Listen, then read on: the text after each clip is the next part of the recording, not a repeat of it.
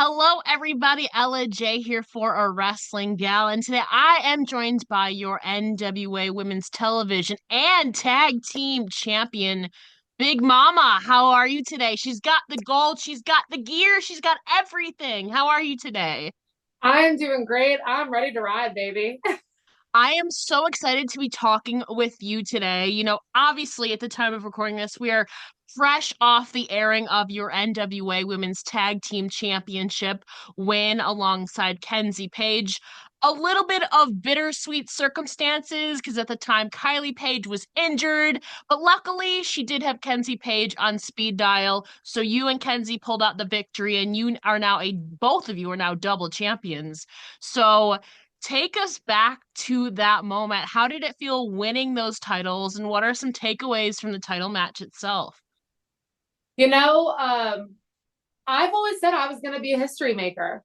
And let's be honest, that was a history making moment, not just for Kenzie, but for myself as well. Yeah. First ever double champs. And people want to say that it's an overnight success in the NWA, but I've been grinding a whole lot harder than that. And that moment was just a very surreal moment of, you know what, let's buckle up, let's take this damn ride. I am so ready. It was such a great match, lots of power, lots of strength. It was. I hate that Kylie wasn't able to partake, but Big Mama's always ready to take the ride. So Yeah. Now I have to ask, you were planning to team with Kylie. Now you and Kenzie are champions. So how has your partnership, team bonding maybe been with Kenzie so far? Kenzie is an undeniable force. I mean, Yeah. no one can argue that.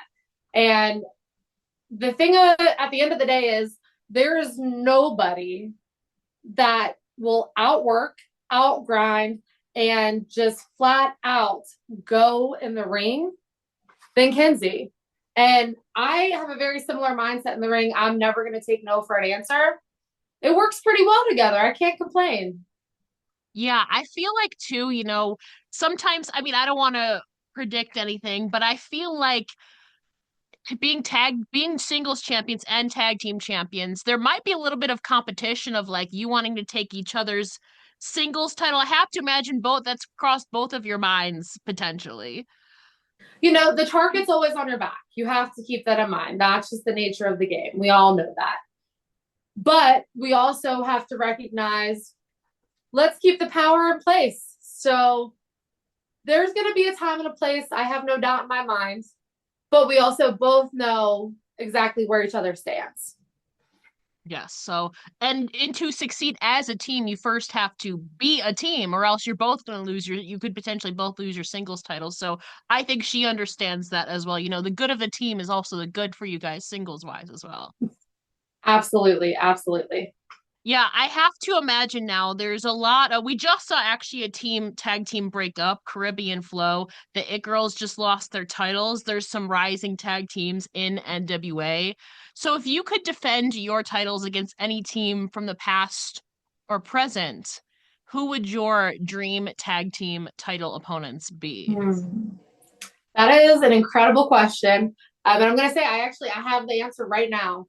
Okay. Hands down, the Hex. Oh I yeah. Allison Kay.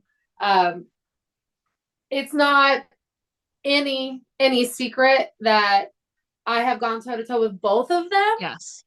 and I have every single desire in the world to put us to the test.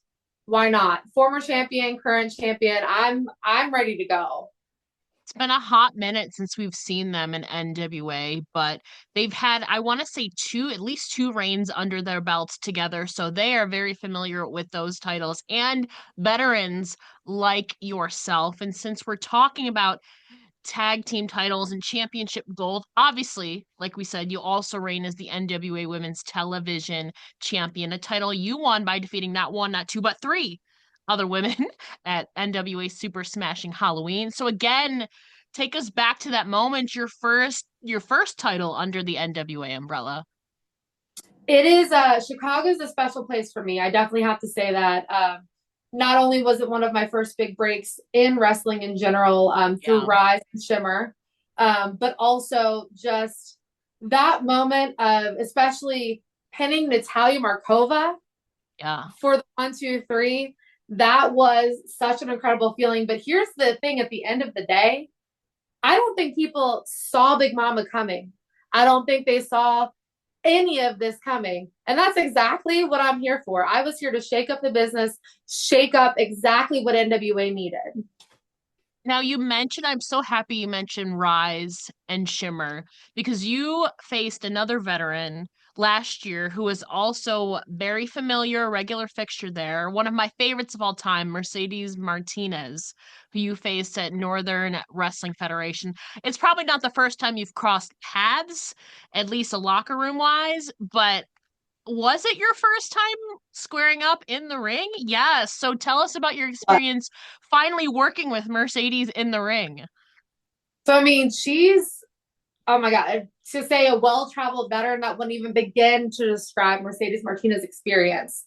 Um, so, that was obviously a huge challenge. And I was fresh coming off of actually winning the Northern Wrestling Federation Women's Championship. Yeah. Something that I've been after for 16 years at that point. Um, and it was at our annual all women's event that I actually put together. So all of that combined, it was just such a huge day. And then standing toe to toe with Mercedes Martinez. I mean, you want to talk about a challenge. That was one of the biggest challenges I've had in my career. And let's just be honest, she gave me everything that she had, including a chair. So I just want to Yes. say, why not back anytime, any place? Yes.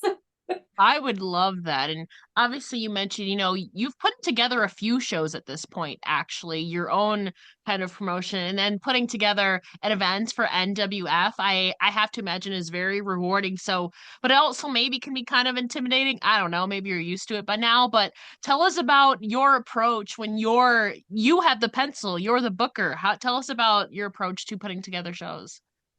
My trainer taught me from the beginning, the more roles you know in wrestling, the better off you are. We all know Yeah. that. And taking on that role of putting the show together and bringing all of the talent that I could possibly imagine in this ring, and you always want more, and you always want the biggest and the best and everything. Yeah. It's extremely intimidating. I'm not going to deny that. But I'm always up for a challenge, and my goal every year is to make it bigger and better, and to bring in the best of the best to showcase exactly what women's wrestling has to offer, which is so, so much. Well, I have to ask then, since you have that mind, you've worked with a lot of girls on the indies throughout the years and now in NWA. They're bringing in new talents every single year. You had your first NWA power match like 15 months ago. Time flies by so fast. If you could bring in some women to the NWA, who do you think people should be paying attention to? That is an incredible question. I love that. One, and she is local to me, so I'm gonna shout my girl out, Riley Matthews. Hands down. Love Um, her. Also trained by Roger Ruffin. It's from, yes, yeah, she is a fiery spark. She's the neon dream. And you want to talk about fight when it comes to the ring. I mean, she gives 175% when she is in that ring. And she belongs in an NWA ring without any question in my mind. Another one, I've been keeping my eye out. Sierra Stello, I may be saying her last name wrong. I apologize. However, Sierra, she has the best strikes, the best hits. I mean, she goes toe for toe. Every single match that I see of hers, it gets better and better and better. And then one also that she's become a U.S. transplant in the last year, Shaza McKenzie. I mean, love oh her. my gosh. She, yeah, we need her now. It would Yeah. be fantastic. Yeah, she's also a veteran, much like you. I want to say she came in around '08 as well. So you're kind of on a similar level. She's been kind of everywhere. I don't think I mean, I could be wrong. She might have worked like when NWA went over for the World as a Vampire in Australia, but that might have been the only time. I don't even know if she's actually dabbled into NWA yet, but that would be one that I would love to see. And fellow veteran like yourself, you're relatively new to NWA in general, but you have that experience. It'll be your 19-year anniversary soon of walking into Bone Crushers, so that's vastly approaching. So with this status as a vet, do some of the NWA women locker room members look up to you or go to you for advice? Tell us about that dynamic. It was really funny. My first time walking into TV, um, as I was walking into the locker room, I hear someone go, "Who's this big mama girl?" It was like, "Oh, hey, what do you have?" Yeah. Right here. It was really cool. All of the women they're amazing. And you want to talk about a passion for the business. Every single one of them just have given their all and their everything. And the women's division at the NWA is absolutely on fire. And being able to work with them and have those conversations with them has been really incredible. And it's that weird balance of, yes, I've been at this game for quite a while. However, I'm brand new. And it's been a really good balance. And I honestly, it's almost given me a really good boost of self of being able to say, no, I know exactly what I'm doing. And Mhm. if you want what's in the ring, then you come get it, baby. I'm curious now, is you're kind of you're kind of not a trainer, but you're kind of got you could be a coach and a guide in a sense now yourself, taking your knowledge from maybe some of your own coaches. What is some advice that you've maybe passed on to when you're working with some of the younger talents? It's a little bit of a sentimental one, but it's definitely one Okay. that I've realized as of late is the moment that you think that you just can't go anymore, you have to push that much further. You have to rev that throttle up just a little bit more because right around the corner is when that break's going to happen. Because I can tell you there were definitely key moments that I was like, is this really going to work out? Is this really going to go where I want this to go? And the moments that I had that doubt and I was like, no, you have to push through and you have to have that grit because this business is cutthroat and it is Yeah. hard. And it doesn't even necessarily matter about your talent at times. It's being at that right place, the right time, the right people, and showing up. Because when you're the one that shows up, that's what happens. Yeah, and I feel like too, that confidence and grit, I feel like can take time too, because some people are still growing up as they're trying to adjust to this insanely crazy business. So, and maybe confidence and grit is one of them, but like I said, you're coming up on 19 years since you walked into Bone Crushers, almost 2 decades.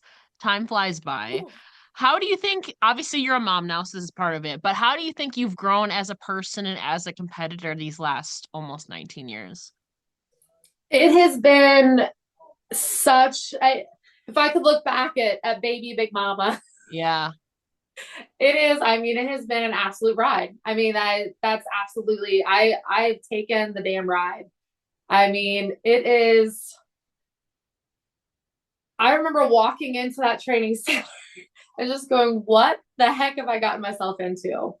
And yeah, I started actually off of a fantasy camp. It was the crash course in wrestling.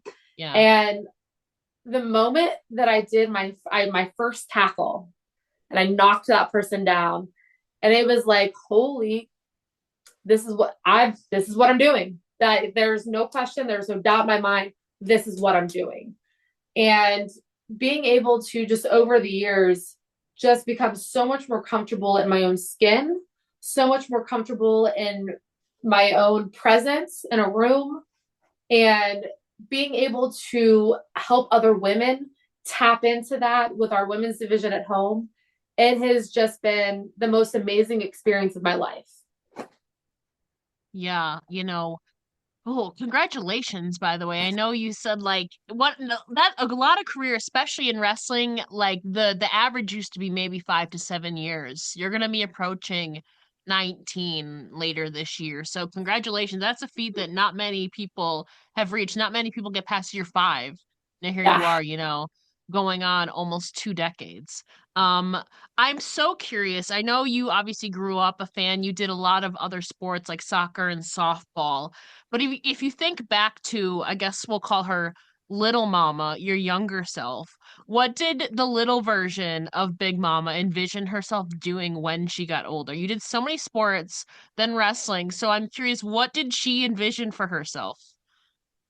So it's really funny. I actually started going to college to become a teacher.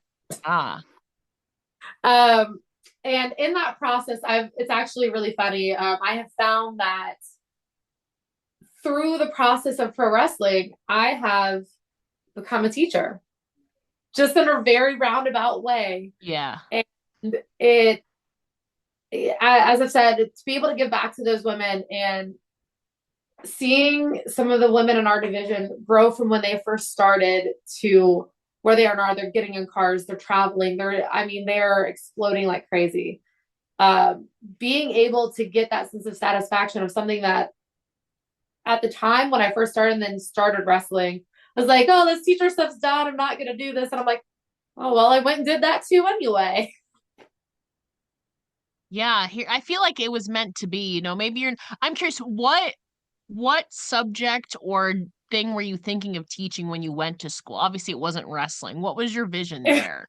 was 100% not wrestling. Yeah, yeah.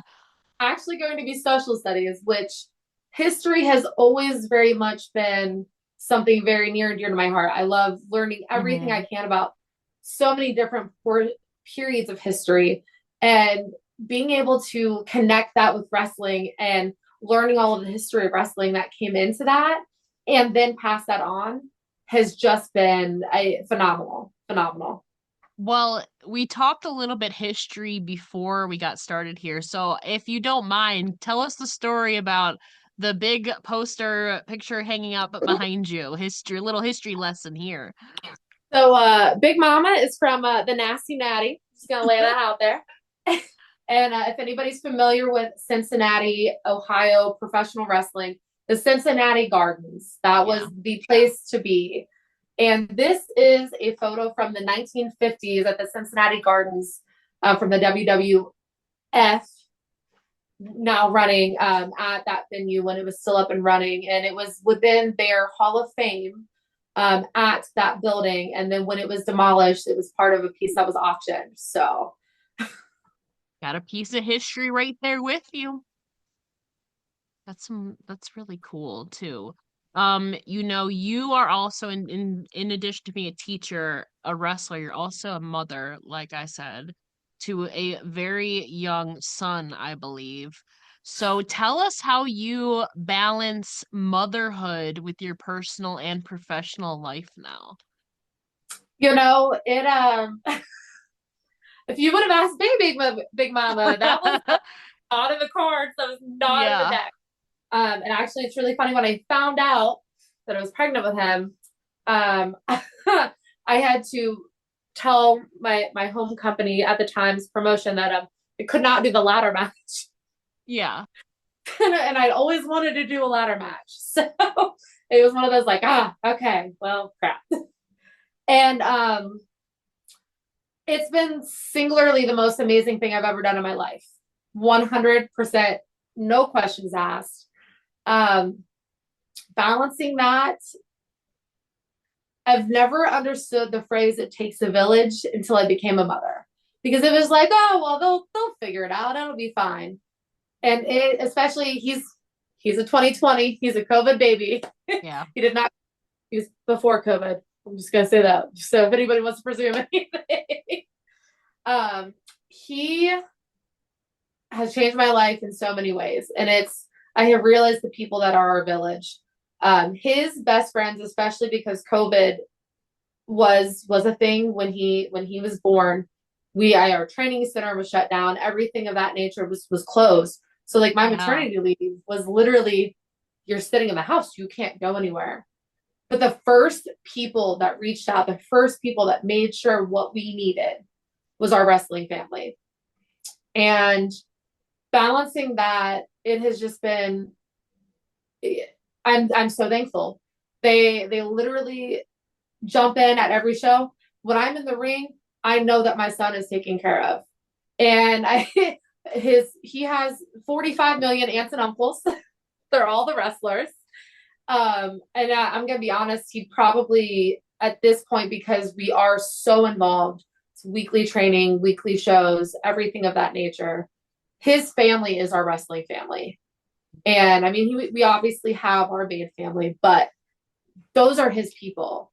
And I know if God forbid anything were to happen to us, there's an entire army behind him. So, and I will say one sappy moment, when I did win the women's television championship, and I had to call my husband and my kid on the phone from Chicago to tell them, he literally looks at me and goes, "You're a superhero, mommy." And that literally, Wow. that is what makes Big Mama worth everything. Mm-hmm. I have to ask, besides yourself, does he have a favorite, we'll call him family member or performer? So he does. Okay. His godfather is the Monster Abyss. Love that. And I'm pretty sure I have watched every single match of his in the last like 2 months on repeat. Yeah. He can literally explain to me every single thing that Bully Ray has done to the Monster Abyss and Joseph Park, his brother, in fine detail. And then That's he tells me awesome. that he uses 1,000 tacks.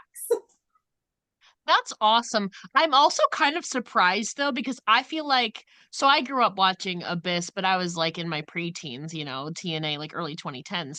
I think I would be afraid of Abyss at like 3, 4 years old, to be honest. But he doesn't seem to be. He is, oh my gosh, he is fearless, I love absolutely the, fearless. It was really funny for his fourth birthday. Oh my gosh, he's gonna be 5. Ooh, I'm not ready for yeah. that. Um, for his fourth birthday, he actually had his first wrestling match. And he literally, when you say that he wanted to be a this and this thing, a little scary. I mean, it was pretty much almost doppelganger. Like it was absolutely hysterical. He lives, loves, breathes wrestling, and I mean, it's insane. I absolutely adore that he is so in tune with it with us. Well, now you know his go-to Halloween costume if he hasn't already been Abyss. Oh yes, Spider-Man and Abyss. Those were the two. That's it. There you go. You mentioned him thinking that you're telling you you're a superhero. You were nominated in the Supermom competition, and I think you made it to the top 20 last year. So I tell us did. about that honor. So that was I really did not see that coming. I'm just going to be completely honest. And it goes back a lot to the balancing because it's so much of Yeah. the time going when I'm on the road and I'm traveling and then going, well, you're a super mom. And it's like, yeah, it doesn't feel that way. But then at the same time, I have to remind myself, and it was something he brought up to me the other day, and it was a really cool moment of we had been talking about chasing your dreams because he has started doing amateur wrestling classes. And he's loving it. And I was trying to teach him, hey, if you get knocked down, you gotta get back up. Like you gotta keep going. And he literally said to me, he goes, "Oh, like you do, because you didn't stop when she hit you in the face." And I'm like, okay, first of all, I don't know if this is traumatizing you. First. But second, the fact that he's drawing that and when he's watching me, hmm that makes every single moment on that road worth it. When he's watching that on the screen and that's what he's taking away from it, yeah, that super mom moment is like, you know what? Oh my God, like that's what I'm teaching him right now is that it's okay to keep pursuing your dreams, even as a parent, and keep chasing down what you want. Yeah, well, keep doing that, girls. Super mom to the rescue. always. Three more questions for you. As you're looking now, my God, it's 2025. I'm still not used to that. You're holding gold. You're coming up on 15 months with NWA. What are some of your personal and professional goals for the rest of 2025? So personal, professional. I definitely want to get out there. I need to defend these babies. Just saying. Yeah, the Anybody hex. want them? I'm here for it. Hmm. I will say, I have on my wrestling bucket list going to Japan. Somehow, some way, I'm gonna make that happen. Hmm. I say thankful again for my village. Shout out to my husband Roger Ruffin because he holds down the fort like no other. So, Hmm. um, want to go to Japan, hands down. Um, hopefully, hands down. I've got some things in the works, so we will see on that one. And just being a dominant force in the NWA. I mean, that's people want to say that it was. I heard the phrase from someone the other day, an overnight success. And the thing is, everybody wants to see the top of that mountain. They Yeah, haven't seen the journey. They don't want to be on this journey. yeah. 19 years, and it has been worth every single second of the ride. To quote Miley Cyrus, it's all about the climb. It is, yeah. Yeah. Now, it is going to be March, which means it's going to be Women's History Month coming up. So, in that spirit, tell us about some of the women in or outside of wrestling that inspire or empower you. So this is no secret. I know many. I've said this to many people. China, Yeah. I or China. If you want to talk about breaking glass ceilings, shattering barriers, I mean, there's no question on that. And I very much so enjoy the powerful and dominant force that China was. So that's very much what I have built myself into as well. So that's love her. Um, this is gonna be kind of a out of the norm. I don't know. My mother. I'm gonna shout her out because the thing is, she was a single mom to three kids, and it's actually really funny. She drove 4.5 hours to my first show, all to stand there and call me a bitch. Really? Yes, and I was just like, I hate. I'm like, keep on walking right now. You realize you can't say that? Yeah, that's Like, funny. I'm not saying that to you because, oh, bro, okay. But she didn't hesitate. That's hilarious. Not, no, that She's was getting into total. it. You know what? She knows her role though. That's a good mama. It was beautiful. It was a That's very funny. beautiful thing. But I will say though, the day that I jumped off the top of the cage and she had zero idea because I at that point in time I was not even on that show advertised or Yeah. anything. I thought believed she was gonna murder me. But my mother, other people in history though, just kind of a random thing, just because I do love history. Joan of Arc, like you want to talk about smashing the patriarchy and going all Yeah. out. That's like my number one go to of just smash the glass ceilings, climb the damn ladders, do the damn thing. And I mean, it's just, yeah, I love it. I love it. I do know something that we have in common. I know you love history. We're both also crime junkies. I listen to a lot of podcasts and watch a lot of true crime and crime dramas. So I have to know, obviously I know your Forensic Files is one of them, but which shows and or podcasts are your favorites within the crime genre? Oh gosh. Oh, yeah, I'm obsessed. I do remind my husband daily that I watch a lot of SVU, so you really can't pull anything over on Girl, me. same. Don't promise. I've watched every episode at least like obviously not the newer ones, but like the old ones like at least 5 times over. It's ridiculous at this Yes. point. Yeah, yeah. There's a podcast called Murder She Wrote, and it Mm, covers women's crime. yeah. Uh, I love, sounds very weird, but knowing what made the people tick. Just Yeah. know, getting that in-depth picture of that is really, really cool. Forensic Files, I literally can fall asleep to it every night. Yeah. Law and Order and SVU is like my 100% go-to. Thank you, Mom, for that, because literally every Christmas, that was our post-Christmas binge. Yeah, I watch it with my mom as well. Like that's a comfort show. Yes. Yeah. Yeah. So we watch so much, so many podcasts, so many, oh my gosh, all of that. Um, please. Oh, and if my favorite place to go when on vacation, just a random thing, there's a crime museum in Tennessee, in Gatlinburg, Ooh. that has Ted Bundy, just like everything and anything, starting from the beginning of history to current crime. It's an excellent go. Go check it out. I've been to, I don't know how far it is from, the closest I've been is Nashville. I don't know how far that is. So Um, probably a couple hours, not too bad okay. though. Okay. That sounds very intriguing because I listen to a lot of Crime Junkie and Dateline, like when You I'm would like in. 100% love. Okay, I love that. I love obviously like the documentaries. It's like a guilty pleasure at this point. Yes. Like it's just in our DNA. But before we let you go, Big Mama, please let listeners know where they can find you on social media and support you. Yes. So Facebook, Twitter, Instagram, or X, I apologize.